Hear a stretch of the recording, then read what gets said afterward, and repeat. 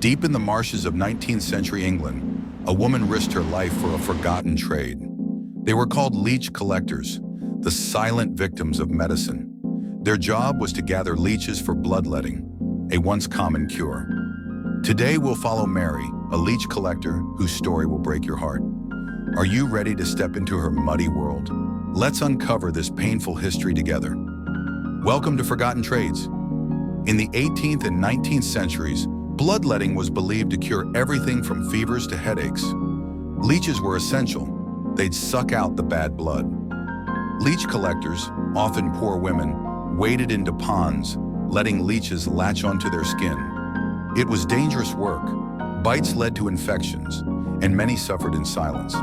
Society looked down on them, calling them dirty. By the late 19th century, medical science moved on, and leech collectors faded into history. Let's meet Mary in 1835. In 1835, Mary, a 24-year-old widow, lived alone in a tiny village cottage. After her husband died, she had no choice but to become a leech collector. Each dawn, she walked to the marsh, her boots sinking into the muddy banks. She rolled up her dress, stepped into the icy water, and let the leeches bite her legs. The pain was sharp, but she needed the money to survive. One morning, a leech bit too deep, and blood ran down her leg into the muddy water.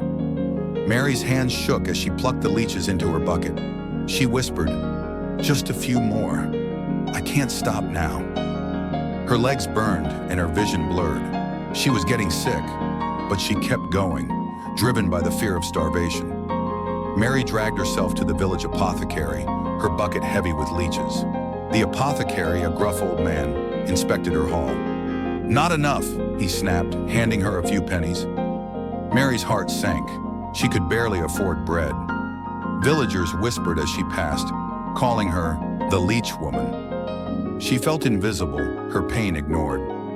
Back in her cottage, Mary bandaged her swollen legs by the firelight. The bites were infected and fever set in. She thought of her mother, a leech collector who died from the same work. "I won't survive this," she cried. But the next day she returned to the marsh. She had no other way to live. One day Mary collapsed in the marsh, too weak to move. A kind villager carried her to the apothecary, who finally showed mercy. "Enough of this, child," he said, giving her medicine. Leech collecting faded as medicine advanced, but Mary's story lives on. These silent victims sacrificed so much. What do you think of Mary's struggle? Share your thoughts below. Forgotten Trades brings history to life with AI. Like, subscribe, and join us for more forgotten stories. Let's keep the past alive together.